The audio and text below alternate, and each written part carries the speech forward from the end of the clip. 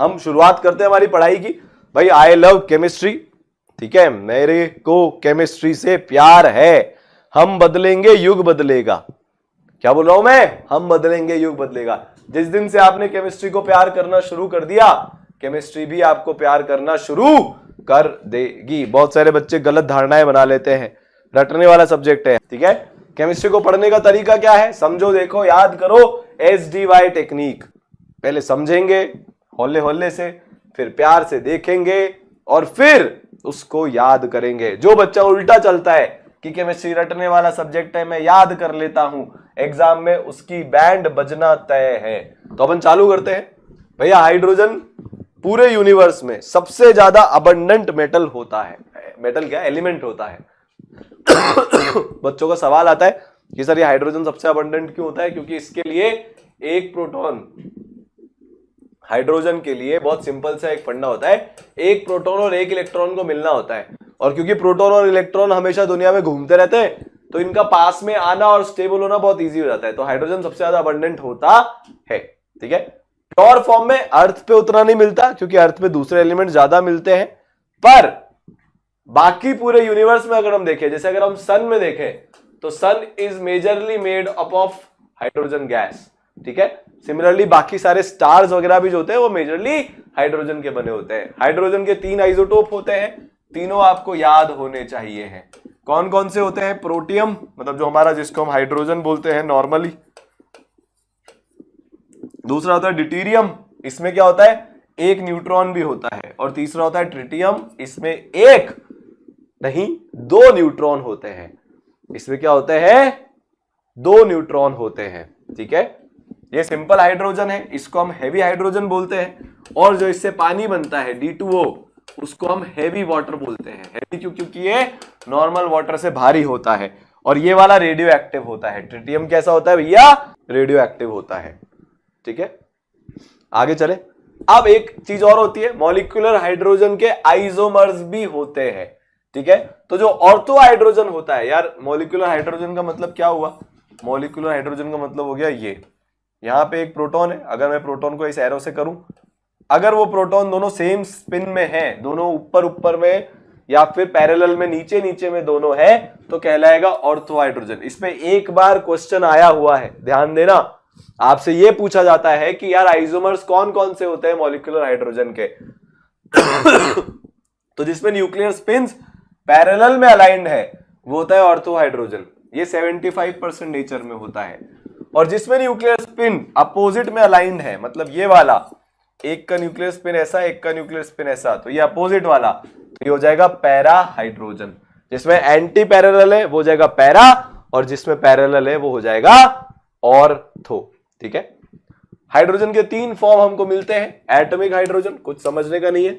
Nascent hydrogen मतलब नया नया, ठीक है। तो जो नया नया बना हुआ हाइड्रोजन होता है, किसी रिएक्शन से एकदम नया हाइड्रोजन बना है, उसको बोलते हैं नेसेंट हाइड्रोजन। और एक होता है डाई हाइड्रोजन, वो तो हम सबको पता ही है, हमारा सबका प्रिय। अब हम हाइड्रोजन के इंपॉर्टेंट कंपाउंड्स को देख लेते हैं। मेनली हमको 3 पढ़ने होते हैं, डाई हाइड्रोजन, वाटर और H2O2। उसमें भी सबसे इंपॉर्टेंट होता है H2O2, क्योंकि डाई हाइड्रोजन और पानी की तो बाकी प्रॉपर्टीज हम दूसरे चैप्टर्स में भी कवर कर लेते हैं, ठीक है। खांसी ज्यादा है तो आपको बीच में खांसी आती रहेगी, उसके लिए आई एम रियली सॉरी। आप लोग को बीच में डिस्टर्ब भी होगा, कान भी फटेंगे, ठीक है। तो डाई हाइड्रोजन जैसा मैंने बोला था सबसे अबंडेंट है फलाना ढिमाका। अब इसकी लेबोरेटरी प्रिपरेशन बहुत इंपॉर्टेंट हो जाती है। आता क्या है कि आप जिंक को किस तरीके से यूज करते हो, क्या बनाने के लिए? हाइड्रोजन की प्रिपरेशन करने के लिए। एक जनरल रिएक्शन बता देता हूं कि अगर आप मेटल प्लस एसिड का रिएक्शन करवाते हो तो डाई हाइड्रोजन लिबरेट होगी। जनरल रिएक्शन क्या है? ये हम बचपन से पढ़ते हुए आ रहे हैं कि यार अगर आप मेटल प्लस एसिड का रिएक्शन करवाओगे तो H2 गैस रिलीज होगी। अगर हम मेटल प्लस एसिड का रिएक्शन करवाएंगे तो H2 गैस रिलीज होगी। ये हर जगह होगा। अभी जब हम एस ब्लॉक पढ़ेंगे, वहां पे जब एल्कली मेटल्स आएंगे या फिर एल्कली अर्थ मेटल्स आएंगे, वहां पे सेम चीज आएगी, तब नहीं बताऊंगा। हम यहाँ पे जिंक कौन सी फॉर्मूले, मतलब कौन सी तरह से ले रहे हैं? ग्रैन्युलेटेड। ग्रैन्युलेटेड मतलब उसके हमने पीस कर दिए हैं। क्या कर दिए हैं? उसके छोटे छोटे से हमने पीसेस कर दिए हैं। तो वो ग्रैन्युलेटेड फॉर्म में हमको मिलता है। और हम रिएक्शन कैसे करा रहे हैं, डाइल्यूट हाइड्रोक्लोरिक एसिड के साथ रिएक्शन करा रहे हैं। तो मेटल प्लस HCl आपको क्या दे देगा, H2 गैस दे देगा। अब क्योंकि जिंक का एम्फोटेरिक नेचर होता है तो वो बेस के साथ भी रिएक्ट कर लेता है और H2 गैस यहां पे रिलीज हो जाती है और सोडियम जिंकेट बन जाता है। तो आपसे क्वेश्चन क्या पूछा जाएगा इस वाले पार्ट में, क्वेश्चन ये पूछा जाएगा कि जब हाइड्रोजन का जिंक का रिएक्शन NaOH के साथ कराते हैं तो H2 गैस के साथ बाय प्रोडक्ट क्या बनेगा, यही क्वेश्चन पूछा जाता है। ठीक है, यही क्वेश्चन पूछा जाता है, सोडियम जिंकेट बनेगा। अगर आपको कमर्शियली प्रिपरेशन करना है तो आप वाटर का इलेक्ट्रोलिसिस करा लोगे। ट्रेसेस ऑफ एसिड इसलिए डालते हैं कंडक्टिविटी के लिए। आपने आयंस की संख्या बढ़ा दी ना, बेसिकली आपको करना क्या है, H+ को उठा के कैथोड पे लेके जाना है। तो आप बाहर से H+ डाल दो, आपको H2 गैस प्रोड्यूस करनी है तो आप बाहर से H+ डाल दो। ठीक है, पक्का, आगे चले। तो अगर आपको कमर्शियली प्रोड्यूस करना है तो पहला तरीका हो गया इलेक्ट्रोलिसिस करा लो पानी का। नहीं तो आप जब सोडियम हाइड्रोक्साइड और क्लोरीन का प्रिपरेशन करते हो, किससे, ब्राइन सॉल्यूशन से, मतलब जब हम NaCl का इलेक्ट्रोलिसिस कराते हैं, जब हम NaCl का इलेक्ट्रोलिसिस कराते हैं तो वहां से भी हमको H2 गैस मिलती है। जब हम NaCl का इलेक्ट्रोलिसिस कराते हैं तो H2 गैस हमको वहां से भी मिलती है। ठीक है, ट्रेसेस ऑफ हाइड्रोजन का, ट्रेसेस ऑफ एसिड का मतलब बहुत कम मात्रा में, छुटपंजी मात्रा में हमने एसिड डाला है, बहुत बड़ी मात्रा में नहीं डाला है, छोटू सी मात्रा में एसिड डाला है, सिर्फ कंडक्टिविटी इंक्रीज करने के लिए। ठीक है, क्लियर है। या फिर आप स्टीम का रिएक्शन करवा लो हाइड्रोकार्बन या कोक पे, तो भी आपका डाई हाइड्रोजन रिलीज हो जाएगा। तो 3 इंपॉर्टेंट तरीके हमने सीखे कमर्शियल प्रोडक्शन के। पहला, पानी से बना लो इलेक्ट्रोलिसिस करा के, ठीक है, देखा था यहां पे, पीछे देखा था हमने। ठीक है, दूसरा, ब्राइन के सॉल्यूशन से बना लो, के सॉल्यूशन से, वहां पे भी हाइड्रोजन मिल जाएगा। तीसरा, आप कोक, पीने वाला कोक नहीं है, भावनाओं में मत बह जाना, सुंदर सुंदर कन्याएं यहाँ स्मार्ट से हीरोज का ऐड करते हैं, लोगों को कोक से एक ही बात याद रहती है, आपके लिए कोक का मतलब है कार्बन। ठीक है, डाइहाइड्रोजन की प्रॉपर्टीज क्या होती है, ये कलरलेस होती है, टेस्टलेस होती है, कंबस्टिबल का मतलब है कि अगर आप इसके O2 के साथ रिएक्शन करवाओगे सही है टेम्परेचर और प्रेशर पर, तो ये H2O गैस बना लेगी, जो एक्सोथर्मिक प्रोसेस होता है। जो क्या होता है, एक्सोथर्मिक प्रोसेस होता है, काफी सारी मात्रा में हीट रिलीज होती है। ठीक है, डाइहाइड्रोजन की जो केमिकल प्रॉपर्टी है वो उसकी बॉन्ड डिसोसिएशन एंथैल्पी से, भाई फिजिकल प्रॉपर्टीज हमने समझ ली, ये एयर में लाइटर होती है एयर से और पानी में इनसॉल्युबल होती है, तो ये भी इंपॉर्टेंट प्रॉपर्टी है। आपको क्या दिया जाता है, आपको ये दिया जाता है कि a gas which is insoluble in water is combustible, colourless and tasteless. Identify करो, ऐसे क्वेश्चंस मेंस में या नीट में बहुत आते हैं, तो आपको ये याद होनी चाहिए इसकी प्रॉपर्टी। केमिकल प्रॉपर्टी की अगर हम बात करें तो यार ये काफी इनर्ट टाइप की गैस होती है, उतनी आसानी से रिएक्शन नहीं करती है। क्यों? क्योंकि इसका जो HH बॉन्ड होता है उसकी बॉन्ड स्ट्रेंथ बहुत ज्यादा होती है। बॉन्ड स्ट्रेंथ HH की ज्यादा क्यों होती है? Why is HH bond strength so huge? HH की बॉन्ड स्ट्रेंथ इतनी ज्यादा क्यों है? इसका सही आंसर, इसका साइज बहुत छोटा है। बेचारा साइज बहुत छोटा होने के कारण न्यूक्लियस में जो प्रोटॉन पड़ा है, प्रोटॉन को P लिख देते हैं, और जो इलेक्ट्रॉन है वो काफी पास में है, तो K Q1 Q2 bye R हमने काफी कम कर दिया है, Q1 पॉजिटिव Q2 नेगेटिव, तो पोटेंशियल एनर्जी भी भारी नेगेटिव, जिसके कारण बॉन्ड स्ट्रेंथ बहुत ही ज्यादा। ठीक है, तो स्मॉल साइज इसकी क्योंकि है और कोई लोन पेयर रिपल्शन भी नहीं है, तो इसका बॉन्ड डिसोसिएशन एनर्जी बहुत ज्यादा होता है, इसलिए ये रिलेटिवली कम रिएक्ट करता है। नॉन मेटल के साथ कैसे रिएक्ट करता है? हेलोजन के साथ अगर रिएक्शन कराओगे तो HX बना लेगा। अब यहां पे याद करने वाली चीज क्या है, आपसे पूछा जाएगा कि H2 गैस डार्क में एक हेलोजन के साथ रिएक्शन कर लेती है, ना एनर्जी देनी पड़ रही ना कैटलिस्ट देना पड़ रहा, बस दोनों को डार्क में पास में ले आओ, आइडेंटिफाई द हेलोजन। आंसर जाएगा फ्लोरीन। पर अगर कैटलिस्ट की जरूरत पड़ रही है तो फिर क्लोरीन, ब्रोमीन और आयोडीन आंसर जाएगा। ठीक है, पानी के साथ मैंने बोला था एक्सोथर्मिक रिएक्शन है, डेल्टा एच काफी ज्यादा नेगेटिव है। नाइट्रोजन के साथ अमोनिया बन जाता है, इस प्रोसेस को आप सब जानते हो, ये अमोनिया को बनाने का स्टैंडर्ड प्रोसेस है। ये क्या है? ये अमोनिया को बनाने का स्टैंडर्ड प्रोसेस है, इसको आप सब जानते हो। इस प्रोसेस को क्या बोलते हैं? ये पैदा हुआ हेबर है, पैदा हेबर प्रोसेस। ठीक है, बॉर्न हेबर साइकिल तो हमको याद रहती है, ये उसी हेबर, बॉर्न हेबर वाले हेबर का ही ये प्रोसेस है अमोनिया मैन्युफैक्चरिंग का, जो आज तक की तारीख में भी यूज होता आ रहा है। हाइड्रोजन जब सिर्फ मेटल के साथ रिएक्ट करेगा तो हाइड्राइड बनाएगा। क्या बनाएगा? हाइड्राइड बनाएगा। एम यहां पे एक एल्कली मेटल है, ये बहुत सारे डी ब्लॉक और एफ ब्लॉक एलिमेंट्स भी बनाते हैं, पर जो 7, 8, 9 के ग्रुप वाले हैं, मतलब कोबाल्ट, निकल और कॉपर जो है, वो ये हाइड्राइड्स नहीं बनाते, वो हाइड्राइड्स नहीं बनाते। क्यों नहीं बनाते? हमारे लिए इंपॉर्टेंट नहीं है, ये याद करना हमारे लिए इंपॉर्टेंट है। ठीक है, यहां पे जो मैं एम ले रहा हूं वो एक एल्कली मेटल है, पर बहुत सारे डी ब्लॉक और एफ ब्लॉक एलिमेंट्स भी हाइड्राइड बना लेते हैं। ठीक है, मेटल आयन के साथ और मेटल ऑक्साइड के साथ अगर आप करोगे तो ये रिड्यूसिंग एजेंट की तरह से काम करेगा। किसकी तरह से काम करेगा? रिड्यूसिंग एजेंट की तरह से काम करेगा। यार आपने बचपन में पढ़ा होगा कि रिडक्शन क्या होता है, आपने बचपन में पढ़ा होगा कि रिडक्शन क्या होता है। ऐसा बोलते थे कि यार हाइड्रोजन अगर आपके आके चिपक गया, लिपट गया, आपके बस एकदम आपसे प्यार करने लग गया, तो आप रिड्यूस हो जाओगे। तो यहां पे साक्षात हाइड्रोजन खुद आके आपके चिपक रहा है। तो ये किसकी तरह से काम करता है? रिड्यूसिंग एजेंट की तरह से काम करता है। 3 तरह से बॉन्ड बनना पॉसिबल है हाइड्रोजन का। या तो आप आयनिक हो गए, जैसे NaH, दिस इज आयनिक।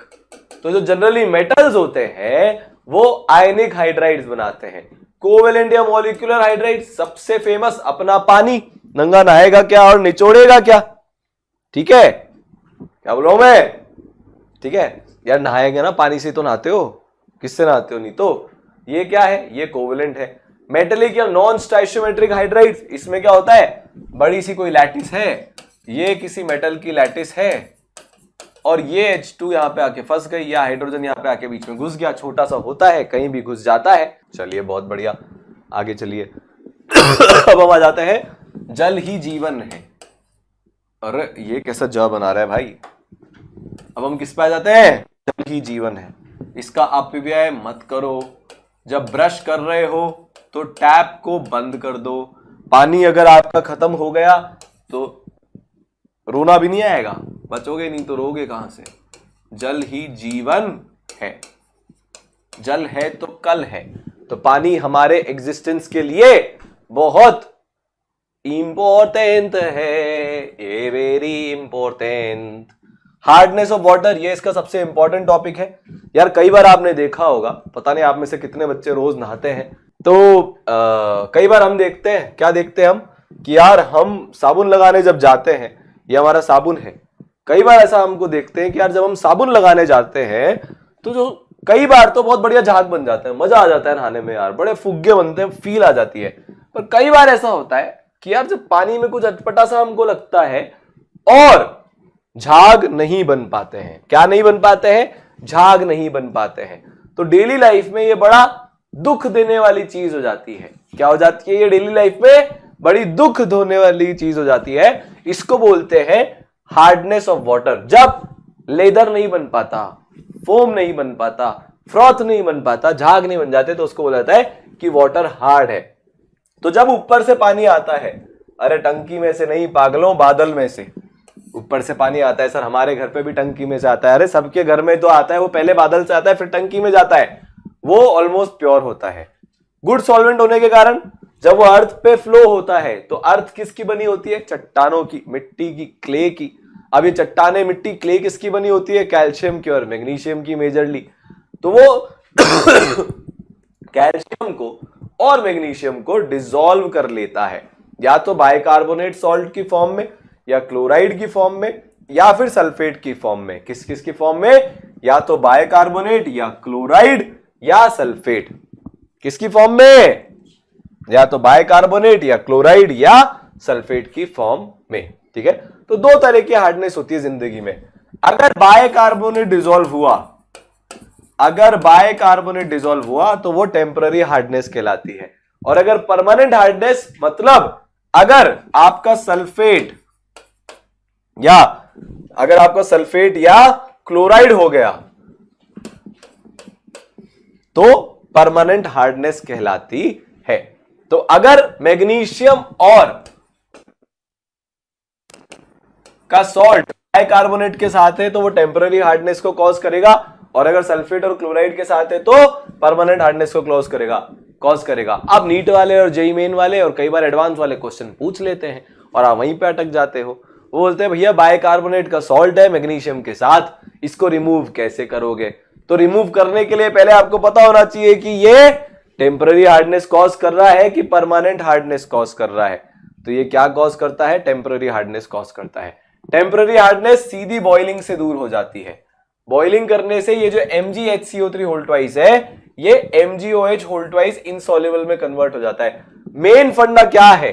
अगर आपको हार्डनेस को हटाना है तो Mg2+ और Ca2+ को बाहर निकालो। ठीक है, देश से, पानी से, सॉल्यूशन में से बाहर निकालना पड़ेगा Mg2+ और Ca2+ को, तब जाके हार्डनेस हटेगी। हम जब बोलते हैं कि यार हार्डनेस रिमूव हो गई तो उससे हमारा क्या मतलब होता है? तो यार देखो बहुत सिंपल सी इसकी बात है। आपने बॉईल किया तो ये इनसॉल्युबल हो गए तो ये पानी में है ही नहीं, तो पानी क्या हो जाएगा? सॉफ्ट हो जाएगा। आप फिल्ट्रेशन से इनको आराम से दूर कर सकते हो। दूसरा होता है क्लार्क्स मेथड। इस मेथड में हम लाइम ऐड कर देते हैं। क्या ऐड कर देते हैं? लाइम ऐड कर देते हैं, जिससे वापस से क्या बन जाता है? CaCO3 बन जाएगा या MgOH बन जाएगा, जो प्रेसिपिटेट होते हैं जिनको आप फिल्टर करके वापस हटा लो वहां से। ठीक है, तो ये अपना लाइम है, आपने डाला, कैल्शियम कार्बोनेट बना दिया, प्रेसिपिटेट है, छलनी लगा दो, यहां से पानी डाल दो तो Mg2+ और Ca2+ तो रह जाएंगे छलनी के ऊपर और आपका नीचे पानी भरा हुआ आपको मिल जाएगा। ठीक है, चलो बहुत बढ़िया। परमानेंट हार्डनेस को हटाने के लिए आप वॉशिंग सोडा के साथ ट्रीटमेंट करा लो, प्रेसिपिटेट बन जाएगा। वॉशिंग सोडा क्या होता है? Na2CO3। तो ये पहला तरीका हुआ, वॉशिंग सोडा के साथ आप करा लो। दूसरा तरीका वेरी इंपॉर्टेंट, इससे क्वेश्चन बनता है, कैलगन्स मेथड। कैलगन्स मेथड में क्या होता है कि आप ये वाला कंपाउंड लेते हो Na6P6O18 सोडियम हेक्सा मेटाफॉस्फेट, जिसको हम कमर्शियली कैलगन बोलते हैं। जब इसको हार्ड वाटर में ऐड करते हो तो ये क्या करता है? पहले तो ये वाला कंपाउंड बना लेगा। ठीक है, कॉम्प्लेक्स की तरह से ये कंपाउंड बिहेव करता है। फिर इसके Na को आप यहां से हटा के इधर भेज दोगे तो आयन एक्सचेंज हो गया। आयन का क्या हुआ? एक्सचेंज हो गया। जो Na था वो M की जगह आ गया और जो M था वो Na की जगह पे आ गया। अब ये जो M है ये बाहर निकल गया। ठीक है, इसकी प्रॉपर्टी खत्म हो गई। देखो हमने क्या सीखा था कोऑर्डिनेशन कंपाउंड्स में कि जो कॉम्प्लेक्स होता है वो अपने आयंस की प्रॉपर्टी को शो नहीं करता। तो हमारे लिए इफेक्टिवली ये एक बंद दरवाजा है, ये एक बंद कमरा है। अगर इसके अंदर CO2+ या Mg2+ है भी सही तो वो अपनी प्रॉपर्टी शो नहीं करेंगे, और अगर वो अपनी प्रॉपर्टी शो नहीं करेंगे तो वाटर हार्ड नहीं होगा। तो वाटर क्या नहीं होगा? वाटर हार्ड नहीं होगा। तो कैलगन आपने यूज किया, पर ये सारे मेथड पुराने हो चुके हैं। जो लेटेस्ट मेथड है रेजिन वाला वो चौथे नंबर पे आएगा, बताता हूं। उससे पहले आयन एक्सचेंज मेथड होता है जिसको हम जियोलाइट के थ्रू करवाते हैं। ये हमारा जियोलाइट है, ये हमारा क्या है? ये हमारा जियोलाइट है। ये हमारा क्या है? ठीक है, ये सब जियोलाइट टाइप के कंपाउंड है हमारे, हम इसको यूज करते हैं। इस पूरे आगे की कहानी को, यहां से जो आगे की कहानी है ये वाली, इसको मैं Z बोल रहा हूं, मैंने यहां पे Z लिख दिया।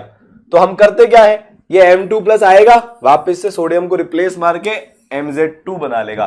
MZ2 सॉलिड होने के कारण प्रेसिपिटेट हो जाएगा। इस प्रेसिपिटेट को आप इस प्रेसिपिटेट को आप फिल्टर आउट कर लो तो आपके Ca2+ और Mg2+ बाय बाय।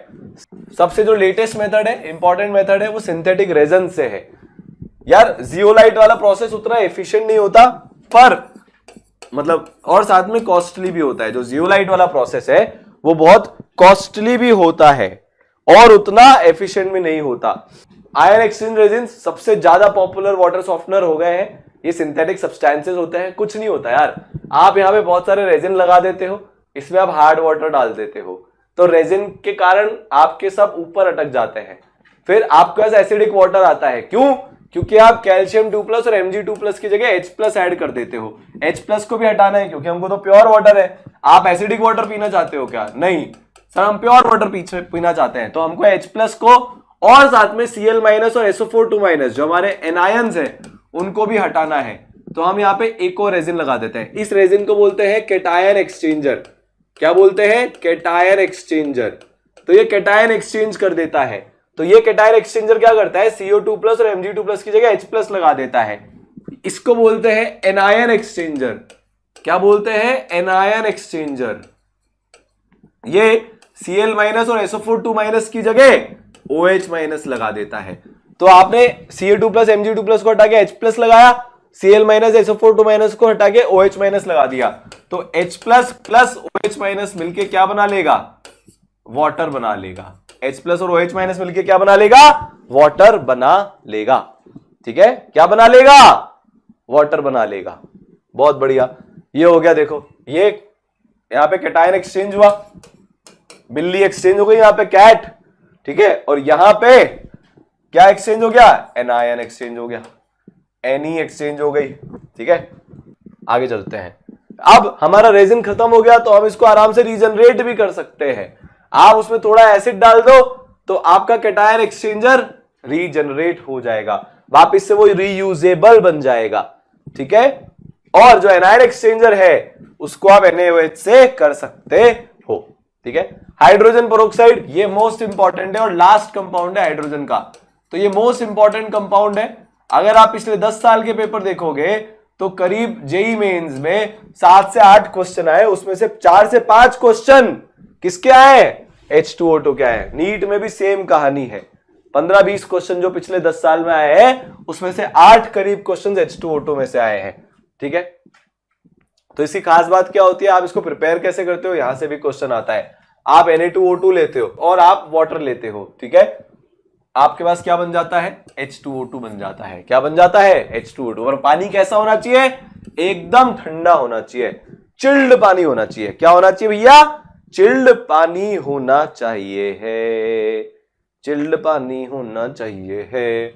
आप या फिर बेरियम पेरोक्साइड को एसिडिफाई करा दो, एक्सेस पानी को इवेपोरेशन करा के बाहर भगा देना रिड्यूस प्रेशर में, तो आपको हाइड्रोजन पेरोक्साइड मिल जाएगा। ये रिएक्शन है, इस रिएक्शन को याद कर लो। आपसे डायरेक्टली बाय प्रोडक्ट्स भी पूछ लिए जाते हैं। ठीक है, तो बाय प्रोडक्ट बनेगा BaSO4 और पानी।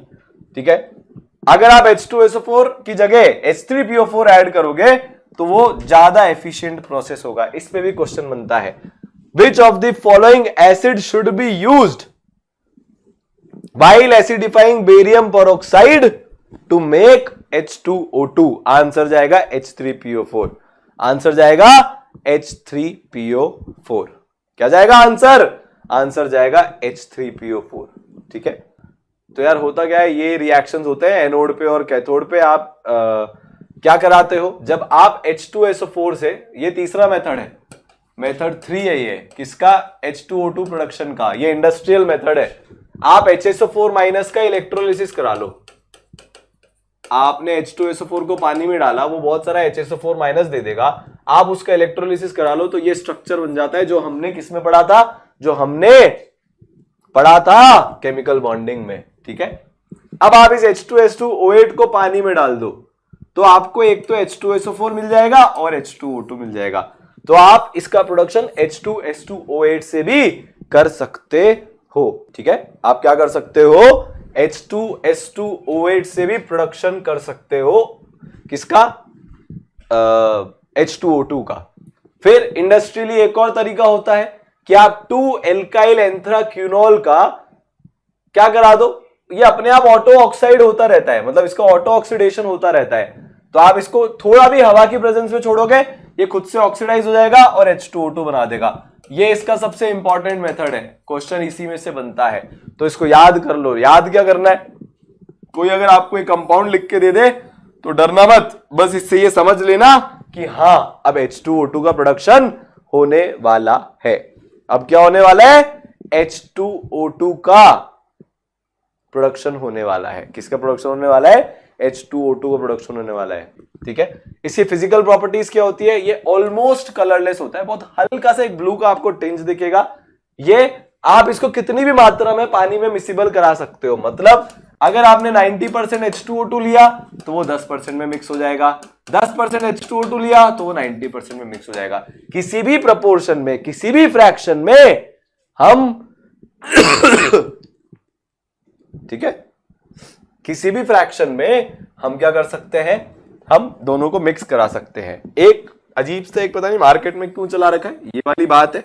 अगर हम एक 30% सोल्यूशन बनाते हैं H2O2 का, मतलब 30% तो उसमें होगा H2O2 बाय वॉल्यूम और 70% होगा उसमें पानी बाय वॉल्यूम, तो उसको हम बोलेंगे 100 वॉल्यूम हाइड्रोजन पेरोक्साइड। उसको हम क्या बोलेंगे, 100 वॉल्यूम हाइड्रोजन पेरोक्साइड बोलेंगे। इसका स्ट्रक्चर बहुत इंपॉर्टेंट है, अब ये आपको पता होना चाहिए, दोनों में पता होना चाहिए। देखो दोनों में होता बुक लाइक स्ट्रक्चर है, पर ये गैस फेज का स्ट्रक्चर है, यहां पे बॉन्ड एंगल ज्यादा होता है। ये सॉलिड फेज का स्ट्रक्चर, यहां पे बॉन्ड एंगल कम होता है। इसका एक ओपन बुक लाइक स्ट्रक्चर होता है। कैसा स्ट्रक्चर होता है, ओपन बुक लाइक स्ट्रक्चर। कैसा स्ट्रक्चर होता है, ओपन बुक लाइक स्ट्रक्चर इसका होता है। ठीक है, चलो बहुत बढ़िया। इसका स्टोरेज कैसे करते हैं, अब ये फिर वेरी वेरी इंपॉर्टेंट, इसका तो मेरे को ध्यान है यार, रिसेंट टाइम में भी इसका एक क्वेश्चन आया है। H2O2 डिकम्पोज हो जाता है, अगर आप उसको छोड़ी लाइट में भी छोड़ दोगे तो वो क्या हो जाएगा, डिकम्पोज हो जाएगा। ये बहुत रिएक्टिव टाइप का कंपाउंड होता है, तो इसीलिए हम इसको कभी भी मेटल सरफेस में नहीं रखते, या अगर कहीं पे भी गलती से एल्कली का भी प्रेजेंस हो तो हम कभी भी वहां पे नहीं रखते। तो H2O2 को ना तो आप मेटल में रखोगे ना आप ग्लास में रखोगे, आप रखोगे इसमें, आप रखोगे इसको एक वैक्स लाइंड ग्लास में, ताकि वो ग्लास के साथ उसका मेल मिलाप हो ही नहीं, इंटरसेक्शन हो ही नहीं। या फिर आप इसको रखोगे प्लास्टिक की वेसल में और डार्क में, तो प्लास्टिक में रखना या वैक्स लाइंड ग्लास वेसल में रखना और सनलाइट से दूर रखना। एसिटिनोलाइड या ग्लिसरॉल या यूरिया अगर गलती से भी आ गया तो वो आपका फायदा करा देगा, क्योंकि वो एक स्टेबलाइजर है। पर अगर डस्ट आ गई, जिस कंटेनर में ये रखा हुआ है, जिस कंटेनर में अपना H2O2 रखा हुआ है, अगर वो गलती से भी उसमें डस्ट आ गई तो एक्सप्लोजन हो जाएगा। ठीक है, तो क्या हो जाएगा एक्सप्लोजन हो जाएगा। ठीक है, आगे चलते हैं। हाइड्रोजन पेरोक्साइड माइल्ड एंटीसेप्टिक की तरह से यूज होता है। यार आपके कहीं पे लग गई तो आप हाइड्रोजन पेरोक्साइड का एक सॉल्यूशन लगा लेते हो, तो वो आपको बढ़िया सेप्टिक नहीं होने देता, मतलब हमें पकने नहीं देता है। ठीक है, इन्फेक्शन नहीं होने देता है अगर माइनर कट्स हैं या स्क्रैप हो गया या बर्न हो गया। ठीक है, माउथ रिंस की तरह से भी हेल्प होता है। आपके कुछ कफ हो गया, ठीक है, कोल्ड सोर हो गया, जिंजिवाइटिस हो गया, तो ये आपको उसकी तरह से भी यूज होता है। गरारे करने के उसमें काम में आता है, गार्गल्स करने में काम में आता है, माउथ रिंस करने में काम में आता है। सबसे इंपॉर्टेंट जो इसका यूज है वो रॉकेट प्रोपेलेंट में है। यहां से क्वेश्चन बनेगा, यहां से क्वेश्चन आएगा, विच of the following gases is used in rocket propulsion. ठीक है, विच of the following gases is used in rocket propulsion, तो आंसर आ जाएगा H2O2। आंसर क्या आ जाएगा, H2O2 आंसर आ जाएगा। H2O2 आंसर आ जाएगा। इसी केमिकल प्रॉपर्टीज, खास बात क्या है, ये ऑक्सीडाइजिंग भी है और रिड्यूसिंग भी है। खास बात क्या है कि ये ऑक्सीडाइजिंग भी है और रिड्यूसिंग भी है। ठीक है, एसिडिक मीडियम में भी ऑक्सीडाइज कर सकता है, बेसिक मीडियम में भी ऑक्सीडाइज कर सकता है। ठीक है, और रिड्यूसिंग में भी, एसिडिक में भी कर सकता है, बेसिक में भी कर सकता है। ये इसकी सारी रिएक्शन है, ये सारी आपको याद करनी है, ये आपको सारी याद करनी है, मेरे बताने का इसमें कुछ भी नहीं है।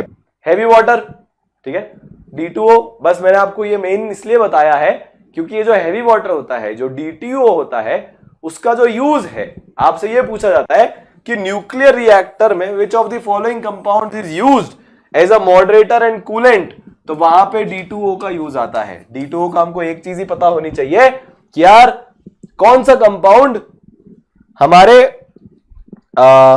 मॉडरेटर में और कूलेंट में यूज आता है? मॉडरेटर और कूलेंट में यूज आता है, ठीक है। तो हम एल्कली वन मेटल्स, मतलब जो हमारे एल्कली मेटल्स है, जो फर्स्ट ग्रुप है।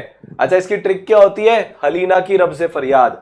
इसकी ट्रिक क्या होती है ग्रुप वन को याद करने की? हलीना हाइड्रोजन, ली लिथियम, ना सोडियम, की पोटेशियम, रब रुबिडियम, से सीजियम, फरियाद फ्रांशियम। जो फ्रांशियम होता है वो रेडियो एक्टिव होता है, ठीक है।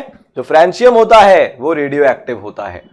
तो यार इनका एटॉमिक और आयनिक रेडियस की अगर हम बात करें तो ग्रुप में मैं नीचे जाऊंगा तो atomic and ionic radius increase करेगा। क्यों? क्योंकि शेल्स इंक्रीज कर रहे हैं। हमको पता नहीं कब से ही आता है, अब तो ये हमारी रग में बस गया है। फिर जैसे जैसे मेरी साइज कम होगी, मेरी आयनाइजेशन एनर्जी बढ़ेगी। क्यों? क्योंकि इलेक्ट्रॉन न्यूक्लियस के ज्यादा पास है, उसको निकालने में हमको ज्यादा एनर्जी देनी पड़ेगी। बहुत सिंपल सी चीजें हैं। Hydration enthalpy He is inversely proportional to size. जितनी कम साइज होगी उतनी ज्यादा हाइड्रेशन एंथैल्पी होगी। क्यों? क्योंकि पोलराइजेशन पावर उतनी ज्यादा होगी। ये हमने कहां पे पढ़ा था? केमिकल बॉन्डिंग में पढ़ा था। तो आयन जितना छोटा, हाइड्रेशन एंथैल्पी उतनी ज्यादा। एल्कली मेटल्स सबसे ज्यादा रिएक्टिव मेटल्स होते हैं पूरी दुनिया के, ठीक है। एल्कली मेटल्स पूरी दुनिया में सबसे ज्यादा रिएक्टिव होते हैं। इनके जितना रिएक्टिव कुछ नहीं है। तो आगे चलते हैं। अगर हम एयर की तरफ रिएक्टिविटी की बात करें तो एयर में कौन होता है? O2 होता है।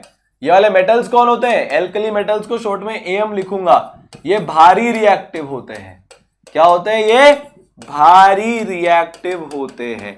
ये क्या होते हैं? ये भारी रिएक्टिव होते हैं। तो जो एल्कली मेटल होते हैं वो एयर के अंदर टार्निश हो जाते हैं क्योंकि इनकी ऑक्साइड्स बन जाती हैं, जो मॉइस्चर के साथ रिएक्ट करके फिर हाइड्रोक्साइड बना लेते हैं। तो यार अगर आपने इनको ऑक्सीजन फॉर्मिंग ऑक्साइड्स क्या डाल दिया ना, तो भयंकर तरह से, भयंकर आग की तरीके से ये निकलेंगे। भयंकर तरीके से इनका रिएक्शन होता है। मतलब ये इतना पॉपुलर हो गया है कि बस। तो ये क्या बनाएगा? अब ये आपको लर्न करना है। ये इस लेक्चर की ये सबसे इंपॉर्टेंट चीज है। अच्छा सर ये तो बता दो याद क्या करना है?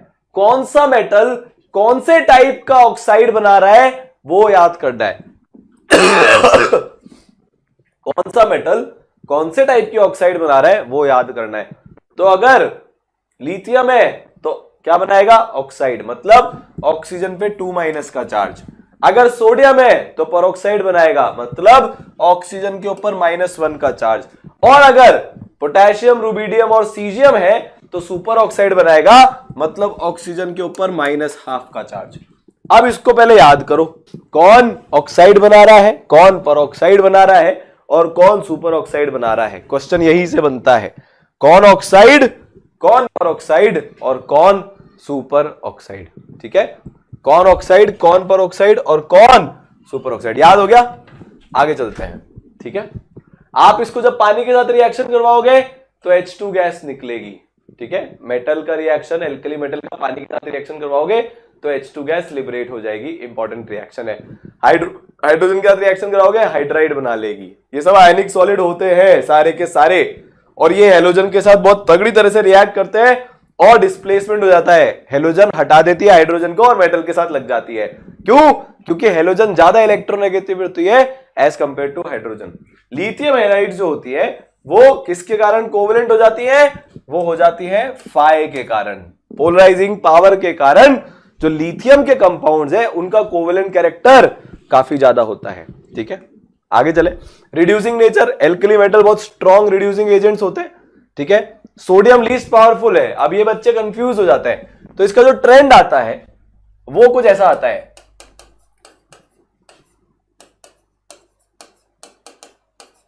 बाकी सब कुछ नॉर्मल है, बस ये लिथियम अपनी बहुत छोटी साइज होने के कारण, इसको होना यहां चाहिए था पर उचक के सबसे आगे चल जाता है छोटी साइज होने के कारण। वैसे तो जैसे जैसे हम ग्रुप में नीचे जाते हैं रिड्यूसिंग पावर बढ़ती जाती है क्योंकि इलेक्ट्रोपॉजिटिव कैरेक्टर बढ़ता जाता है, पर ये लिथियम थोड़ा सा एक्सेप्शनल है इसलिए सबसे आगे आ जाता है। अब ये वेरी वेरी इंपॉर्टेंट आ गया। फिर से कुछ चीजें इसमें ऐसी है जो बहुत ज्यादा इंपॉर्टेंट है। जैसे अगर आप इन मेटल्स को लिक्विड अमोनिया में डालोगे तो एक डीप ब्लू सोल्यूशन बन जाएगा। क्या बन जाएगा? एक डीप ब्लू सॉल्यूशन बन जाएगा। क्या बन जाएगा? एक डीप ब्लू सॉल्यूशन बन जाएगा। ये भी आपको याद करना है कि यार जब एल्कली मेटल को लिक्विड अमोनिया में डिसॉल्व करते हैं तो एक डीप ब्लू सॉल्यूशन बन जाता है। इसके साथ साथ ये याद करना है कि यार ये ब्लू कलर आ क्यों रहा है, क्योंकि जब हम मेटल को NH3 सॉल्यूशन में डालते हैं तो वो अपना इलेक्ट्रॉन रिलीज कर देते हैं। अब ये इलेक्ट्रॉन है, फ्री है, तो ये एक्साइट होता रहता है इधर से उधर, उधर से इधर, और जब डी एक्साइट होगा तो कोई सा रेडिएशन छोड़ेगा, वो आपकी आंखों में पड़ेगा और आपको कलर दिखेगा। ठीक है, आगे चले। तो ये बहुत इंपॉर्टेंट है। और ये जो सॉल्यूशन होता है अमोनिया वाला, ये पैरामैग्नेटिक होता है। क्वेश्चन कैसा बनेगा? विच of the following is paramagnetic, और उसमें आपको ये अमोनिया का सॉल्यूशन दे दिया होगा। अब आप सॉल्यूशन देख के टिक ही नहीं लगाओगे कि यार ये तो कैसे हो सकता है। सॉल्यूशन में डाला, इलेक्ट्रॉन निकला, अब वो इलेक्ट्रॉन एक्साइट होगा, फिर डी एक्साइट होगा और आपको उसका कलर दिखेगा। आगे चलते हैं। लिथियम की एनोमलस प्रॉपर्टी मैंने आपको बताई दी। इसकी बहुत छोटी साइज होती है, इसके कारण इसका हाई पोलराइजिंग पावर हो जाता है और ये अजीब सा बिहेव करता है। लिथियम बहुत ज्यादा हार्ड होता है। सोडियम और पोटेशियम और इनका तो ये हालत है कि चाकू लेके आप इनको काट सकते हो, पर आप लिथियम को उतनी आसानी से काट नहीं सकते हो। ठीक है, ये आपने देख लिया कि ये ऑक्साइड बनाता है और नाइट्राइड बनाता है। बाकी एल्कली मेटल जैसा काम नहीं कर सकते। LiCl की एक खास बात और होती है। LiCl की एक खास बात ये होती है कि ये हवा में चलते हुए पानी के मॉलिक्यूल को ये ट्रैप कर लेता है, ये पकड़ लेता है, धपाक धपाक धपाक। डेलिक्वेसेंट नेचर, डेलिक्वेसेंट नेचर का मतलब क्या है? हवा के पानी को पकड़ के अपने पास रख लेना। लिथियम नाइट्रेट को जब आप हीट करोगे तो Li2O मिलेगा, बाकी जो होते हैं वो सिर्फ O2 देते हैं। मतलब आपको यहाँ पे एक NO2 एक्स्ट्रा मिल रहा है। क्या एक्स्ट्रा मिल रहा है? लिथियम के केस में NO2 एक्स्ट्रा मिल रहा है। क्या मिल रहा है? एक्स्ट्रा NO2 एक्स्ट्रा मिल रहा है। ठीक है, इसका हीटिंग इफेक्ट भी काफी इंपॉर्टेंट है। ठीक है ना। अब ये इसके इंपॉर्टेंट कंपाउंड्स आ गए एल्कली मेटल्स के। वॉशिंग सोडा, ये आपके सारे वॉशिंग पाउडर्स में डला हुआ होता है Na2CO3.10H2O। इसका प्रिपरेशन सॉल्वे प्रोसेस से कराते हैं। आप CaCO3 लोगे, उसको CaO प्लस CO2 में कन्वर्ट करोगे। इस CO2 को आप NH3 और H2O से रिएक्ट करा के NH4HCO3 बनाओगे। उसको आप NaCl से रिएक्ट कराओगे और मेटल डिस्प्लेसमेंट हो जाएगा। NH4Cl के साथ आ जाएगा, NaHCO3 के साथ आ जाएगा। फिर आप इसको क्या कर दोगे? क्रिस्टलाइजेशन इसका आप करा लोगे तो Na2CO3 plus CO2 plus H2O, और ये H2O जाके Na2CO3 के चिपक जाएंगे। ये एक व्हाइट क्रिस्टलीन सॉलिड होता है जो एक डेकाहाइड्रेट की तरह से एग्जिस्ट करता है। अब बहुत शानदार बात पता है क्या है? जब आप ये हाइड्रेटेड सॉल्ट्स को हीट करा देते हो, आप जब हाइड्रेटेड सॉल्ट्स को हीट करा देते हो, जब आप इसमें आग लगा दोगे तो ये चूरा चूरा हो जाते हैं। क्या हो जाते हैं? ये चूरा चूरा हो जाते हैं। इसको समझने का एक बहुत बढ़िया तरीका भी है। अब ये केमिस्ट्री का जादू है। केमिस्ट्री का जादू क्या है कि यार आपने देखा होगा कि जब भी हमारे घर पे सीमेंट लगता है तो सीमेंट लगने के 5-6 दिन बाद तक हम क्या करते हैं? पानी देना पड़ता है, पानी पिलाना पड़ता है। क्यों? क्योंकि यही वो पानी है जिससे सीमेंट क्रिस्टलाइज होता है। जब हम सीमेंट को लगाते हैं तो वो चूरा होता है, फिर जब उसके ऊपर पानी डाल देते हैं तो वो क्रिस्टलाइज हो जाता है। तो पानी का कमाल है क्रिस्टलाइज करने में। ठीक है, ये वाटर सॉफ्टनिंग में काम आता है, लॉन्ड्रिंग में काम आता है और क्लीनिंग में काम आता है। जैसे मैंने आपको बताया, पेपर, पेंट और टेक्सटाइल इंडस्ट्री में भी काम आता है। कौन? Washing soda, Na2CO3.10H2O। NaCl, ये तो नमक है। क्या आपके टूथपेस्ट में भी नमक है? घर का सारा काम मैं ही करूं, सफाई भी, शॉपिंग भी। इस नमक ने गांधी बापू को इतना फेमस करा दिया, बताओ। सब नमक का करा धरा है। मैंने आपका नमक खाया है, बसंती और ये और वो। तो हम करते क्या है कि जब हम सोडियम क्लोराइड को लेके आते हैं तो उसमें बहुत सारा सोडियम सल्फेट भी होता है, कैल्शियम सल्फेट भी होता है, कैल्शियम क्लोराइड भी होता है और मैग्नीशियम क्लोराइड भी होता है। मतलब वो इंप्योरिटी की एक खान होता है। तो आप करते क्या हो? प्योर सोडियम क्लोराइड को एक लंबा चौड़ा प्रोसेस करते हो आप। सबसे पहले आप उसको बहुत कम पानी में डिसॉल्व करते हो, जो मिनिमम अमाउंट ऑफ वाटर है जिसमें वो पूरा का पूरा डिसॉल्व हो जाएगा, उतने पानी में आप उसको डिसॉल्व करते हो और फिल्टर आउट करा लेते हो। तो बहुत सारी सॉल्युबिलिटी, मतलब जो बहुत सारी इंप्योरिटीज होती है वो तो इनसॉल्युबल सॉल्ट बना के बाहर हो जाती है। कुछ एक बची फिर हम उसका क्रिस्टलाइजेशन करा लेते हैं, प्योर सोडियम क्लोराइड बाहर हो जाता है। और उसके बाद भी जो इंप्योरिटीज बची वो कुछ हमेशा ही सॉल्युबल ही हो जाती है, जैसे कैल्शियम और मैग्नीशियम क्लोराइड है तो ये ज्यादा सॉल्युबल होती है सोडियम क्लोराइड से, तो ये सॉल्यूशन में रह जाती है। तो अपन ने किया क्या, बड़ा सिंपल है, ये आपने बहुत सारे फिल्ट्रेट लगा लिए, आपने NaCl का इम्प्योर सॉल्यूशन इसमें से डाला, कुछ गंदगियां बाहर निकल गई, यहां पे अब NaCl का रिलेटिवली ज्यादा प्योर बचा, इस फिल्टर में से NaCl खुद बाहर निकल गया और यहां पे सिर्फ इंप्योरिटीज रह गई। तो इस तरह से हमने इसका प्योरिफिकेशन करा लिया, बड़ा लॉजिकल सा प्रोसेस है। आप इसको खाते हो, फिर आप इससे बहुत सारे कंपाउंड्स बनाते हो, और आइस और स्नो को ये मेल्ट कराने में काम आता है, जिसकी एप्लीकेशन हम लिक्विड सॉल्यूशन चैप्टर में पढ़ते हैं। डिप्रेशन ऑफ क्या, फ्रीजिंग पॉइंट।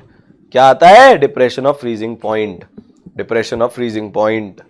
ठीक है, फिर अब आ गया कास्टिक सोडा।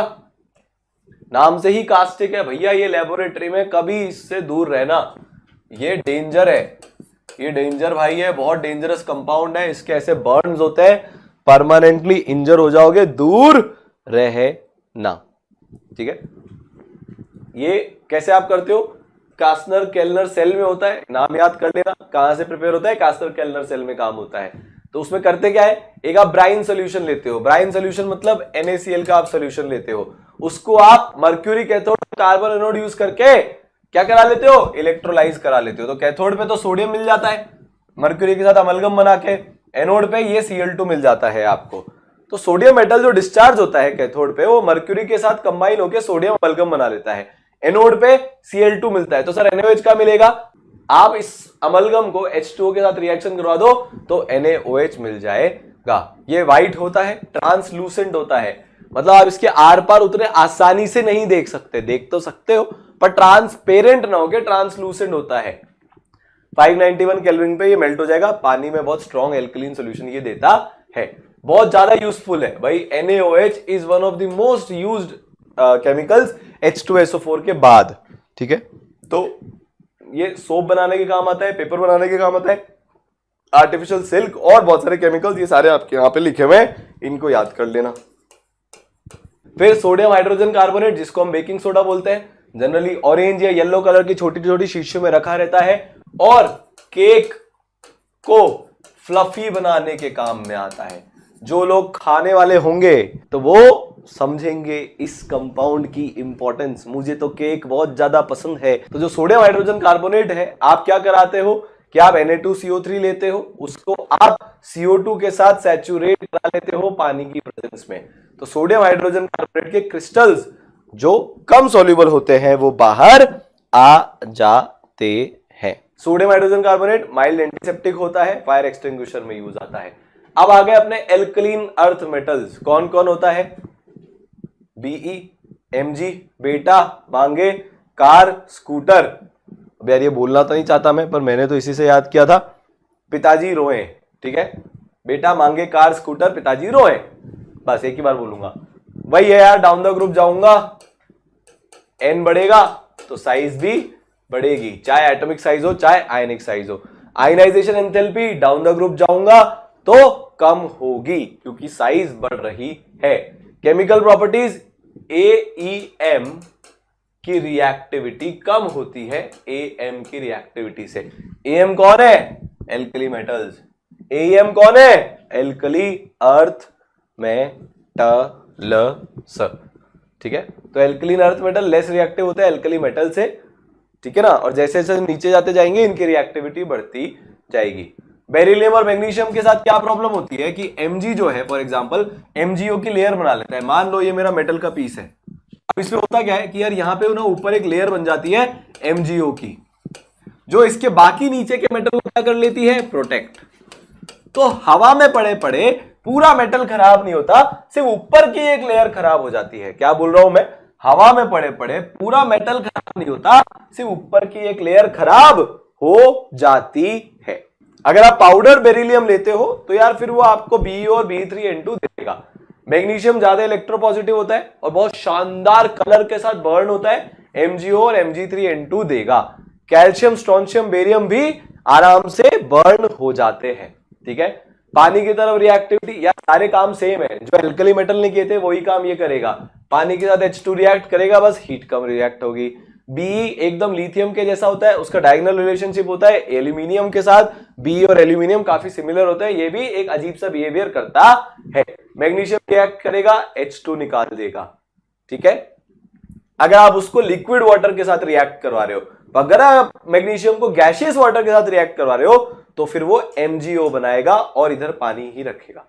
यहाँ पे H2O होना चाहिए, ये गलत लिखा हुआ है, यहाँ पे ये H2 होना चाहिए, है ना। H2 गैस रिलीज हो जाएगी, MgO तो रिलीज नहीं होगा, ये तो सॉलिड होता है। बट डिफरेंस क्या है, अगर आपने लिक्विड वाटर लिया तो MgOH होल ट्वाइस बनेगा, और अगर आपने गैसियस वाटर लिया तो आपको फिर MgO मिलेगा। ये आप चीज याद कर लेना, ठीक है।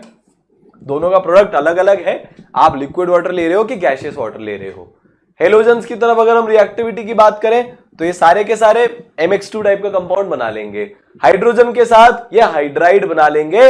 लेकिन जो BeH2 है, ठीक है, ये हीट करोगे तो MH2 बना लेगा, पर जो BeH2 है वो आप BeCl2 का जब रिएक्शन करोगे LiAlH4 के साथ, वो तभी बनाएगा, डायरेक्टली नहीं बनाएगा।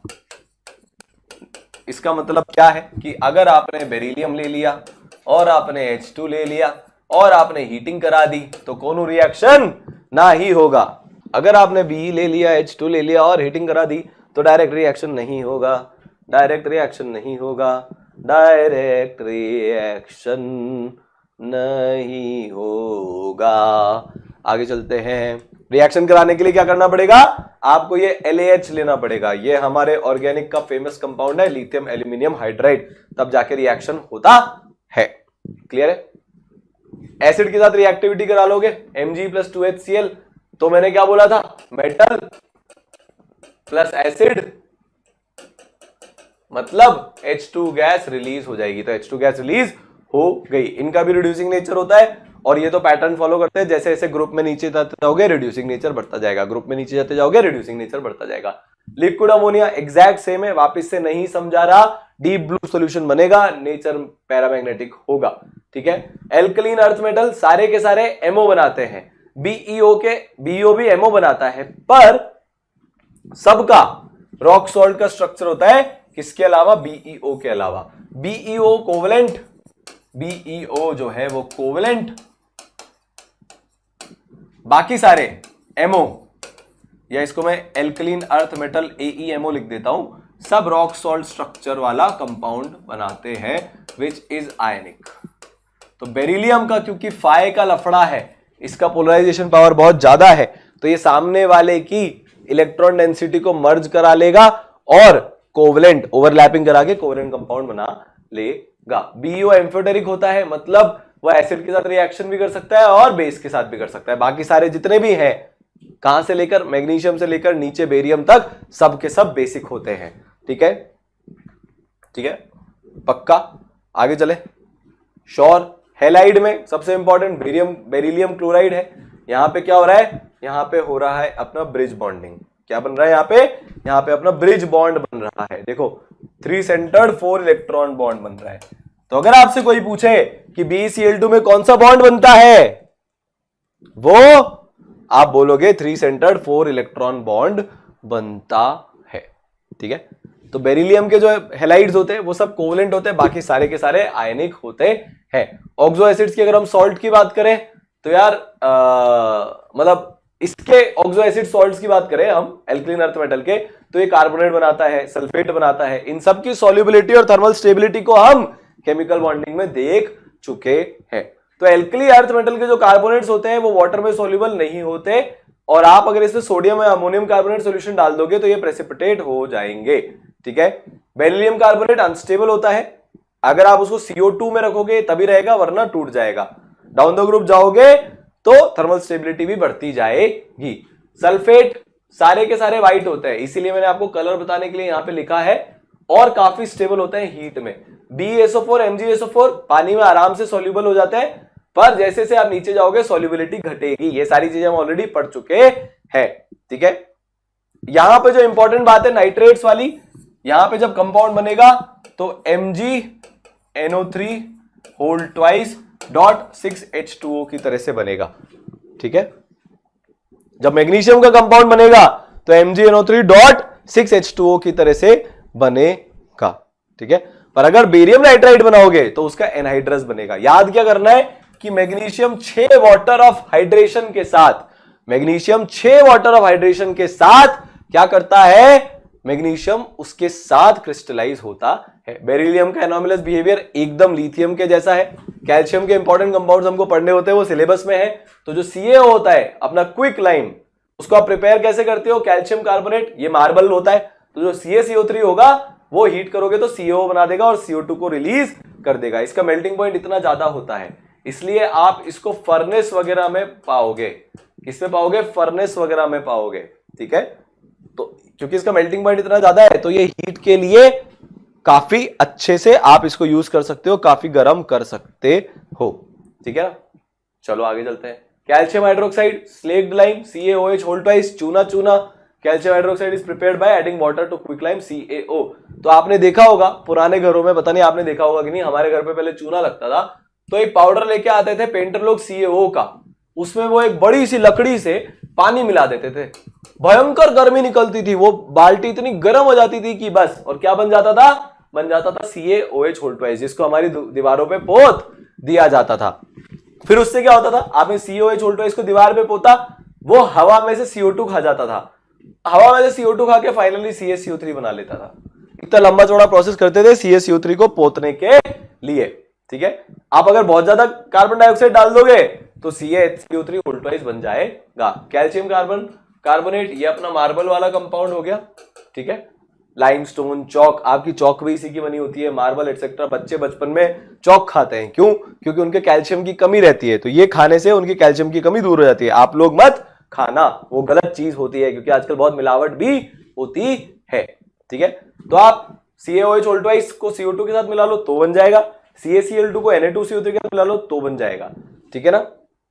और अगर आप इसको हीट करोगे तो CaO मिलेगा। बिल्डिंग मटेरियल की तरह से काम आता है, सीमेंट मैन्युफैक्चरिंग में काम आता है, बहुत सारी जगह पर काम आता है। प्लास्टर ऑफ पेरिस, कैसे लोगों को प्लास्टर लगता है जिंदगी में, थोड़ा सा फन आप लोगों के लिए लेके आए हैं। कुछ लोग हैं यार गलत शौक पाल लेते हैं, गलत शौक पाल लिया, अब हॉस्पिटल में पहुंच गए। अब कोई तो लिवर के कारण पहुंचता है और कोई किसके कारण पहुंचता है, हड्डियां टूटने के कारण पहुंचता है। किसके कारण पूछता है, हड्डियां टूटने के कारण पहुंचता है। हड्डियां टूटने के कारण अगर कोई पहुंचता है तो उसको हम क्या लगाते हैं, उसको हम लगाते हैं एक प्लास्टर। वो प्लास्टर कैसा होता है, प्लास्टर ऑफ पेरिस होता है। तो आप क्या करते हो, जब आप जिप्सम को हीट करते हो 393 केल्विन पर, इस टेम्परेचर को याद कर लेना, जब आप जिप्सम को 393 केल्विन पर हीट करते हो तो आपके पास एक हेमीहाइड्रेट बन जाता है जिसमें हाफ वाटर ऑफ H2O मिला हुआ होता है। सर हाफ वाटर कैसे मिलेगा, अरे भाइयों और बहनों, 2 CaSO4 के बीच में एक वाटर मिलता है। कोई अकेला पानी का आधा मॉलिक्यूल प्रोड्यूस नहीं होता, ठीक है, कोई अकेला आधा पानी का मॉलिक्यूल प्रोड्यूस नहीं होता। 393 केल्विन के ऊपर अगर हीट कर दोगे तो आपको प्लास्टर ऑफ पेरिस नहीं मिलके सिर्फ CaSO4 का चूरा चूरा चूरा चूरा चूरा मिलेगा, ठीक है। जिप्सम से प्लास्टर ऑफ पेरिस और फिर उसको फर्दर हीट कर दिया तो चूरा, ठीक है। फिर एक कंपाउंड होता है भाई, प्लास्टर ऑफ पेरिस तो हमारे को बिल्डिंग मटेरियल में काम आता है या फिर प्लास्टर चढ़ाने में काम आता है, कई बार ये डेंटिस्ट्री में भी काम आता है। यार वो होता है ना आपके मतलब रूट कैनाल वगैरह हुआ है तो आपके दांतों को भरते हैं, तो वो सब इसी से भरा जाता है, क्योंकि ये टफ होने के बाद बहुत हार्ड हो जाता है। क्या हो जाता है, बहुत हार्ड हो जाता है। सीमेंट हम सबके घर में लगता है, इसको हम कई बार क्या बोलते हैं, पोर्टलैंड सीमेंट भी बोलते हैं। अब यार ये जेईई मेन का आजकल कोई भरोसा नहीं है, नीट वालों को भी कोई भरोसा नहीं है, ये आपसे डायरेक्टली बोल सकते हैं पोर्टलैंड सीमेंट क्या होता है, तो इसको याद रख ले ना। पोर्टलैंड इंग्लैंड में ये कंपाउंड मिलता है, उसको रिजेंबल करता है, इसलिए इसको ऐसा बोलते हैं। सीमेंट बनता कैसा है, आप लाइम लो मतलब CaO, ठीक है, फिर आप उसको सिलिका मतलब SiO2 के साथ मिला लो, साथ में एल्यूमिनियम, आयरन और मैग्नीशियम के ऑक्साइड्स लेको बराबर बराबर जो भी इनकी प्रिस्क्राइब्ड मात्रा है इंडस्ट्रियली उसमें मिक्स करके इसको आप बना सकते हो। तो ये हमारा हाइड्रोजन का और किसका, हाइड्रोजन का और S ब्लॉक का हमारा रिवीजन होता है समाप्त। और मैं जैसे हमेशा बोलता हूं वैसे ही बोल रहा हूं, कि अपने पथ पर चलता जाऊंगा, चलने में माहिर बन जाऊंगा, या तो मंजिल मिल जाएगी या एक अच्छा मुसाफिर बन जाऊंगा। All the best.